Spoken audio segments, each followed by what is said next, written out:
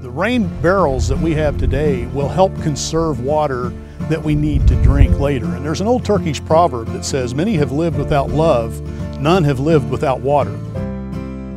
My name is Joe Pitts. I'm the Executive Director of the James River Basin Partnership, housed in Springfield, Missouri, but we actually work in the entire basin from Marshfield all the way down to Cassville on the southwest, about 7 counties, a little over 7 counties, 1 million acres of basin. Rain barrels are important for a couple of reasons. I think the biggest reason for rain barrels to be important is that a lot of homeowners use either their own well water or treated municipal water to irrigate their gardens. And in some ways they're paying for that water. They have to pay for the pump to run the well, they have to pay for the treatment of the water that comes through the municipal system.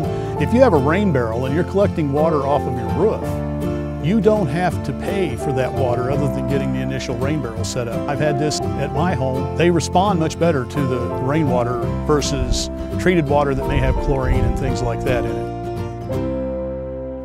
We work with federal grants through the Environmental Protection Agency and the Department of Natural Resources here in Missouri to get as many of these rainwater harvesting systems installed as possible in the basin, and we need the help of willing homeowners who are looking for maybe a way to have extra water to water their gardens, not have to use their own drinking water and those kinds of things. And the government money that comes requires a match, so the homeowners provide that match with sometimes their work, or they will pay a certain percentage of the cost.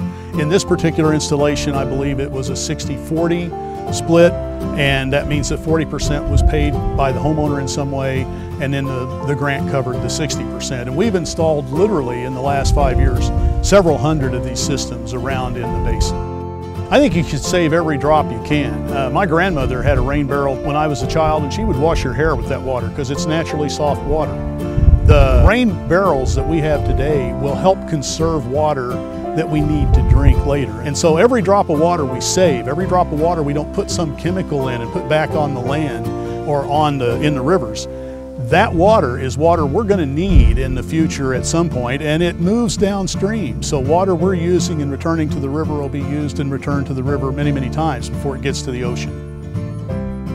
For more tips and how-tos, be sure to subscribe to our YouTube channel and like us and follow us on Facebook. Links can be found on our website at rainreserve.com.